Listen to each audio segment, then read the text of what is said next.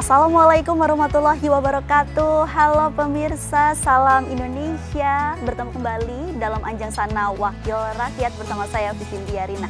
Hari ini saya berada di kantor DPRD Kabupaten Bantul, di mana hari ini ada kegiatan juga bersama dengan Komisi D DPRD Kabupaten Bantul. Ada dua kelompok atau forum yang akan menyampaikan aspirasinya kepada para anggota dewan di DPRD Kabupaten Bantul. Kira-kira apa saja aspirasi yang ingin disampaikan dan apa saja keinginan mereka untuk mewujudkan Bantul yang lebih baik? Kita simak bersama-sama di Anjang Sana Wakil Rakyat.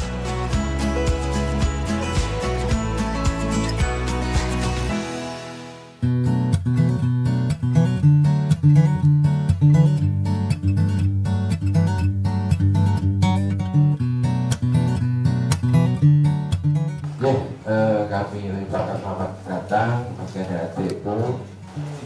Asal aspirasi ini sesuai dengan aturan hukum, tentunya kami akan mendampingi adik-adik semua dari segi penganggaran, segi kegiatan, dan untuk waktu sebelumnya kami serahkan pada adik-adik.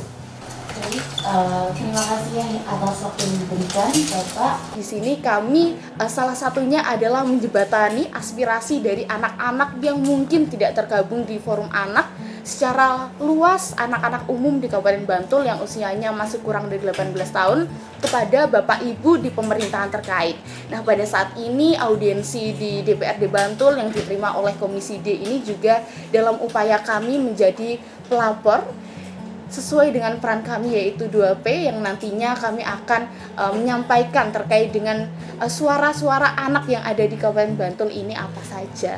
Jadi suara anak ini disusun di kegiatan Kongres Anak Bantul. Jadi karena forum anak ini berjenjang, jadi untuk di Bantul sendiri lingkupnya kami menyelenggarakan penyusunan suara anak namanya Kongres Anak Bantul. Suara anak ini disusun berdasarkan 5 klaster.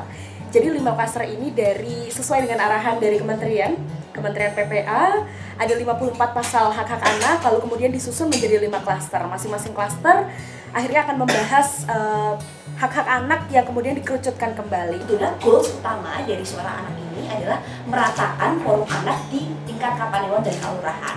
Nah, mungkin untuk secara langsungnya kami ingin bekerjasama dengan Bapak Ibu, salah satunya adanya rumah aspirasi nih Bapak Ibu di Kapanewon. Kami anak Bantul menginginkan adanya pemerataan program edukasi bahaya pernikahan usia anak untuk anak-anak di Kabupaten Bantul. Saya dari Duta Anak Klaster 3, yaitu Kesehatan Dasar dan Kesejahteraan. Nah, untuk suara anak yang telah kami buat, yaitu kami anak Bantul menginginkan pemerintah mengoptimalkan posyandu remaja setiap desa dan mengoptimalkan layanan psikologi gratis di setiap desa secara berkala untuk anak dan remaja minimal 4 bulan sekali. Jadi dalam Suara Anak Bantul 2024 ini pada poin ke-6 khususnya pada klaster 4 menginginkan untuk pemerataan pembangunan dan juga perbaikan beberapa bangunan umum yang ada di Bantul bagi anak-anak. Kami anak Bantul menginginkan pemerintah memperluas layanan konseling melalui Puspaga agar menjangkau seluruh Kapanewon di Kabupaten Bantul. Nah, harapannya dengan Puspaga yang telah difasilitasi ini lebih merata karena banyak di kecamatan-kecamatan atau Kapanewon itu belum mengetahui apa itu Puspaga dan fasilitas yang diberikannya. Jadi Puspaga sebisa mungkin bisa menjadi tempat yang aman untuk teman-teman kita, misalkan ada pengaduan terkait pembulian atau juga bisa juga Puspaga ini buat anak-anak yang berhadapan dengan hukum. Jadi mereka bisa direhab dan lebih baik ke depannya. Forum anak ini memang benar dibentuk sesuai dengan keputusan Bupati Bantul nomor 226 tahun 2023. Ini sangat mendukung sekali adanya KLA. KLA adalah adik-adik sudah tahu ya, program pembangunan yang terencana dan berkelanjutan. Jadi semua OPD di sini berperan dalam kabupaten layak anak. Produk DPRD Bantul Komisi D ada Perda nomor 4 tahun 2022. Di sana ada hak dan kewajiban anak dalam Perda KLA. Nah, eksekusinya pelaksananya dinas terkait. Kemudian fungsi anggaran tahun 2025 DP3AP PKB itu dianggarkan 9,7 miliar anggarannya.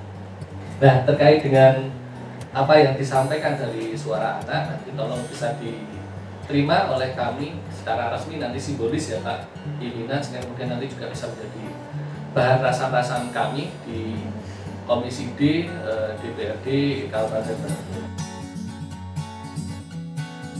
Forum Anak Bantul, totalitas cerdas merdeka.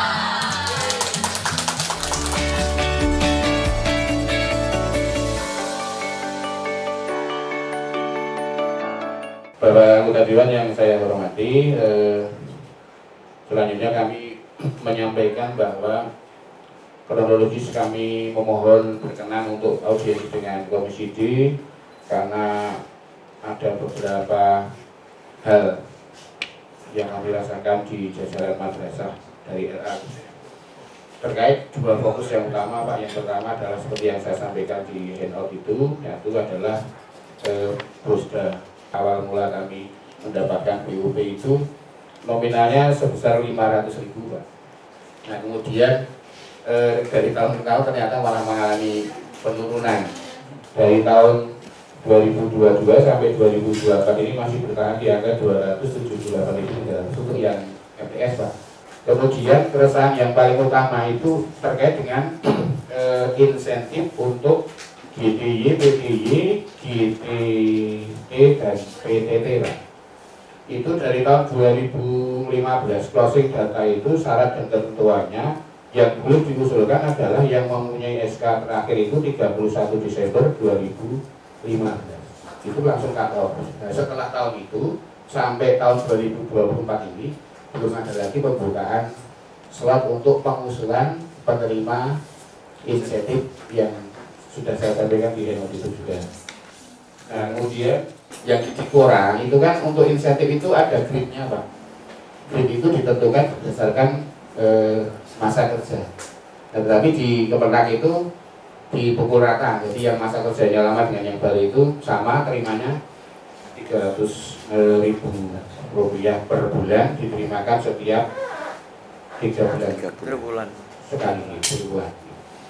Kemudian tambah informasi kenapa kami mengajak rekan kami dari KKMA Pak Muharram ini sampai saat ini MA itu belum dapat Bosda. Itu secara kebijakan MA itu di bawah provinsi. Kemudian yang kedua RA itu juga belum dapat BUP atau Bosda. Berkaitan dengan diskusi kita pada pagi hari ini, kita ingin belajar juga soal kewenangan Pak. Jadi sebenarnya kewenangan antara kalau di Dispora itu kan ada kewenangan di SD, SMP, dan kalau di Bantul di SD, SMP, dan mungkin PAUD TK seperti itu.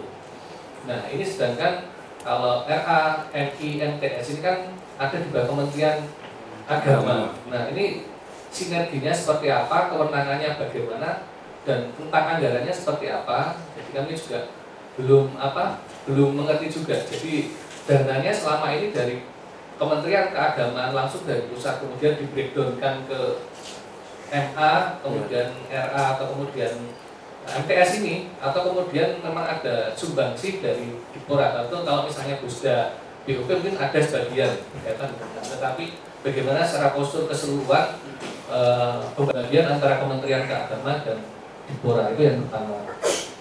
Kemudian kami juga melihat bahwa untuk kewenangan tadi sudah sampaikan bahwa untuk RA, kemudian MTS dan MI itu kewenangan ada di kabupaten, sedangkan MA ada di provinsi. Dan nanti UIN harus pusatkan kewenangannya pendidikan kan seperti itu Pak. Kami Komisi D komitmen untuk membangun dalam hal ini membantu para guru yang ada di sekolah-sekolah Kemenang dengan adanya perda pesantren. Kebetulan kami pansusnya dan sudah disahkan. Nanti kalau itu dilaksanakan, diimplementasikan, ada di sana postur untuk madrasah diniyah dan seterusnya. Artinya di perda itu nek dilanjutkan dengan peraturan bupati, ada pos-pos peningkatan yang itu berdampak pada peningkatan kesejahteraan SDM yang ada di pesantren. Kalau di sana ada MTS-nya, ada MI-nya kan otomatis, walaupun nggak langsung ya. Dengan perda itu kan pesantren bisa mengajukan berbagai macam anggaran sesuai dengan peraturan bupati tentunya.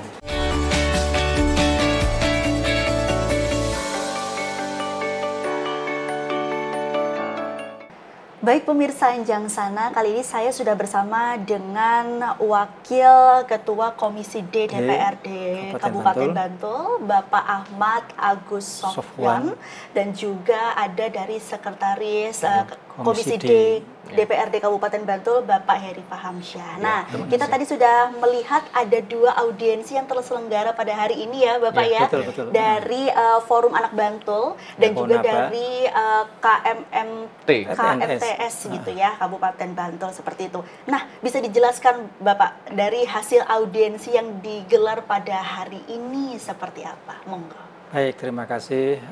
Pada prinsipnya pada pagi hari ini ada audiensi dari Forum Anak Bantul atau Fonaba ya.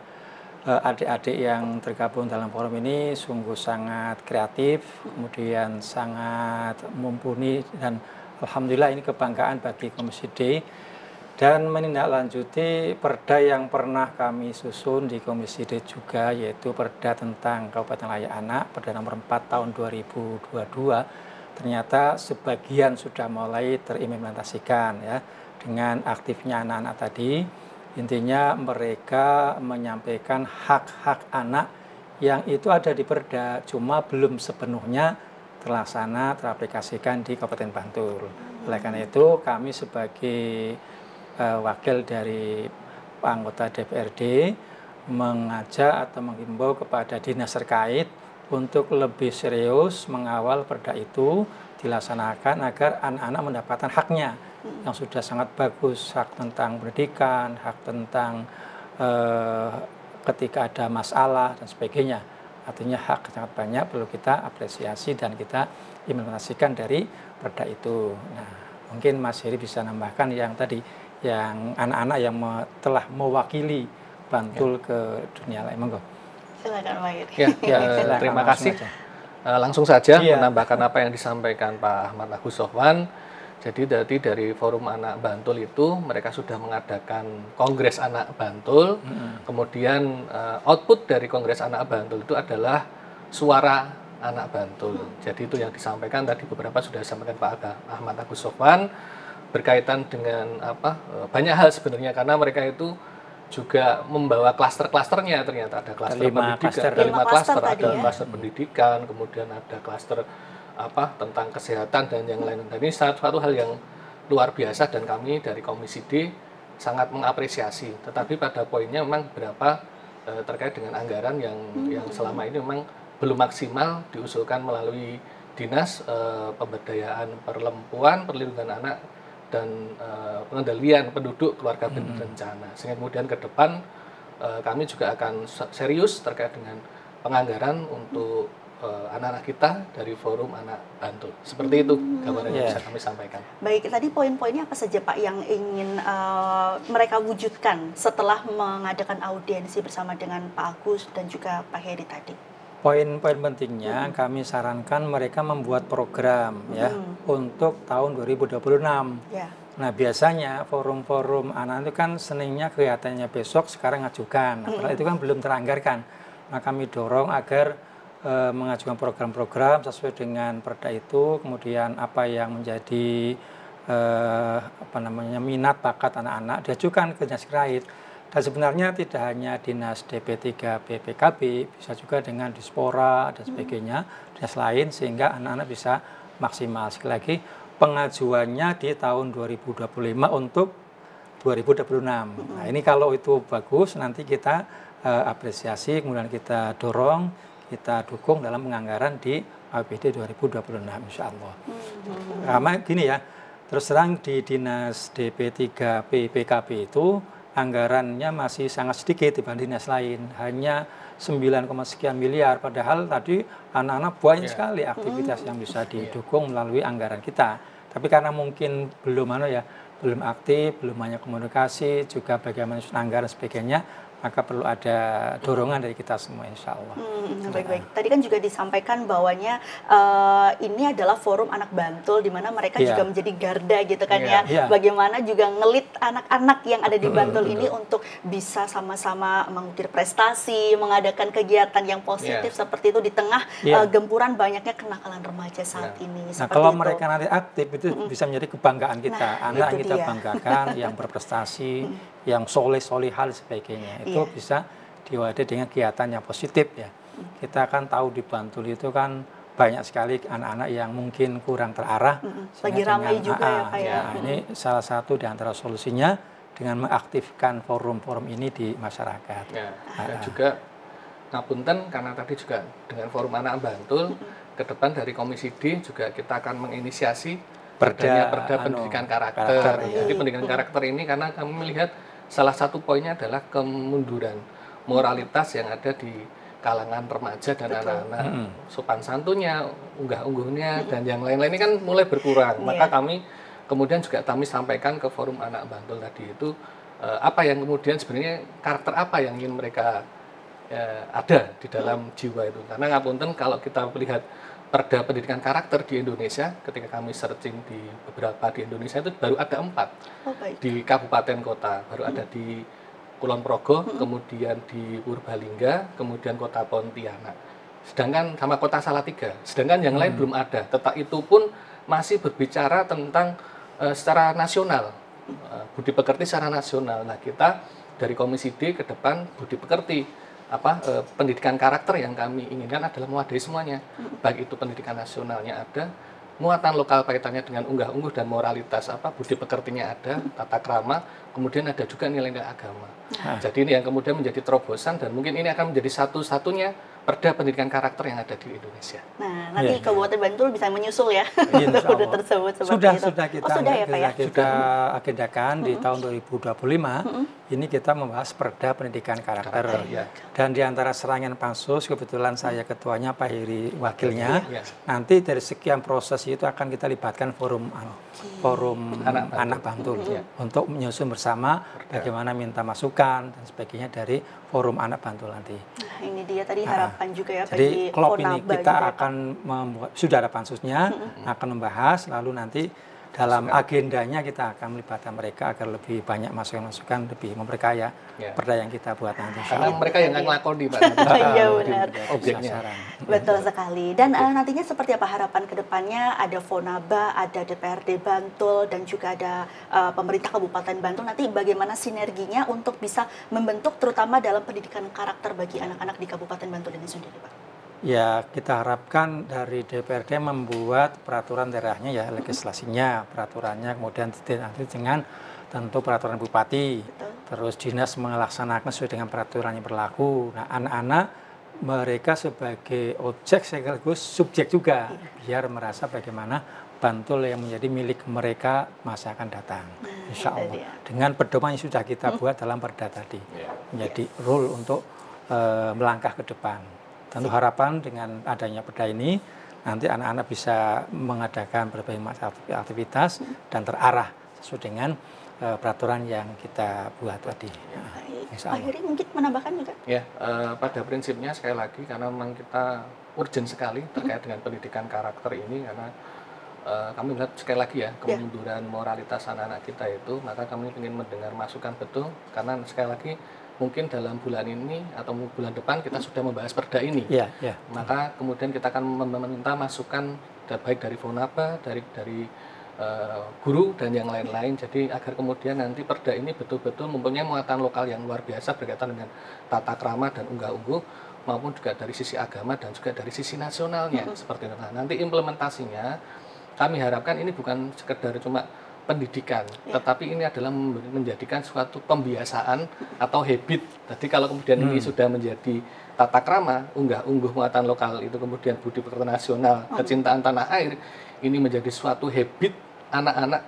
Tentu saja saya yakin Kabupaten Bantul akan melahirkan generasi masa depan yang luar biasa, yang baik attitude-nya, kemudian juga punya rasa nasionalisme yang luar biasa. Mungkin seperti itu. Itu dia ya, untuk harapannya, untuk audiensi pertama dengan Fonaba. Nah, yang kedua tadi juga berkaitan dengan audiensi bersama dengan kelompok kerja Madrasah Sanawiyah atau KKMTS seperti itu. Nah, tadi apa saja mungkin Pak problem yang disampaikan dari mungkin dari para guru ya, Pak? Terima kasih. Untuk yang kedua bukan hanya MTS yang datang, ada dari RA, dari MI, MTS dan MA, dan dari Kemenang Kepala Kasihnya. Pada prinsipnya yang pertama silaturahim ya, ini mesti kami sebagai wakil rakyat menampung semua aspirasi. Kemudian inti dari yang beliau sampaikan, mereka sampaikan adalah masalah biaya operasional sekolah daerah. Kan ada Bosnas, ada Bosda. Kalau yang Bosnas antara sekolah-sekolah yang di bawah Dispora dengan Kemenag sama tadi informasinya. Nah, sementara yang dari daerah itu besaran yang diberikan kepada siswa antara sekolah SD SMP ya dengan MI MTS itu beda. Nah, beliau mengharapkan agar Bosda yang diberikan kepada siswa MTS, MI itu minimal sama atau ya mendekati sama lah dengan yang di negeri. Kami tidak bisa menjamin sama karena Kemenag kan dengan pusat ya, sementara Bantul daerah kan hanya SD SMP yang di Dispora. Namun demikian karena yang sekolah juga warga Bantul, anak-anak Bantul, maka punya hak yang sama mendapatkan bantuan operasional sekolah tadi. Pada prinsipnya ingin mengusulkan agar anggaran ditambah yang sekarang 227 sekian. Nah, nanti minta supaya ya harapan sama dengan yang di sekolah negeri SD atau SMP tadi ya. Itu tentang demikian juga untuk para gurunya, tentu tentang insentif dari daerah itu supaya sama atau bahkan ditingkatkan dan sebagainya. Intinya ada dua hal itu, yang pertama tentang kepada anak, yang kedua kepada para guru. Tenaga pendidiknya ya. Pendidikan. Hanya saja ini kan masukan ya, karena APBD 2025 kan sudah ditok dilaksanakan. Seperti itu, Pak Heri. Nah, tadi seperti apa? Jadi cuma tambahkan sedikit saja, karena yang tadi hadir ada dari RA, kemudian ada dari MI, juga ada dari MTS plus MA.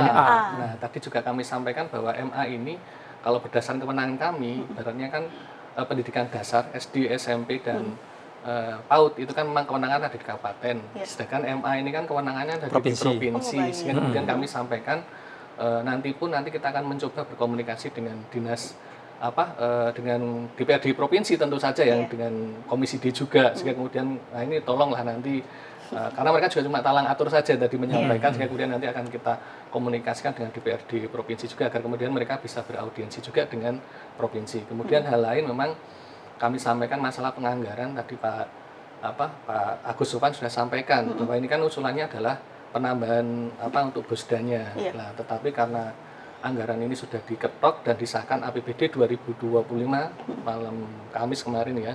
Kamis malam kemarin sudah disahkan, tentu saja tidak mungkin ada penambahan anggaran. Sehingga kemudian tadi kami sampaikan bahwa kemungkinan nanti akan kita perjuangkan di anggaran tahun 2026 yang nanti akan mulai kita bahas di bulan Februari. Sehingga kemudian nanti bulan Februari kita akan berdiskusi kembali, sehingga kemudian apa yang harapan kami kita bisa berjuang untuk kemudian apa yang teman-teman inginkan dari kelompok kerja Madrasah Sanawiyah itu bisa terrealisasi. Paling tidak tadi Pak Agus Sofan sampaikan minimal samalah dengan SD, SMP swasta seperti itu ya.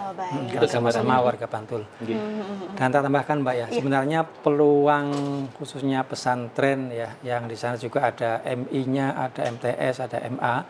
Dengan Bantul sudah punya perda pesantren, itu ada peluang-peluang untuk mengakses, artinya kegiatan apa yang bisa diselenggarakan. Tentu kan setelah ada perdanya kan ada konsekuensi pada kegiatan, pembinaan sebagainya. Artinya di situ ada peluang untuk ada anggaran yang bisa diakses oleh guru-guru atau kiai atau siswa yang ada di MTS ataupun MA atau MI yang ada di pesantren. Kan banyak Bantul ini.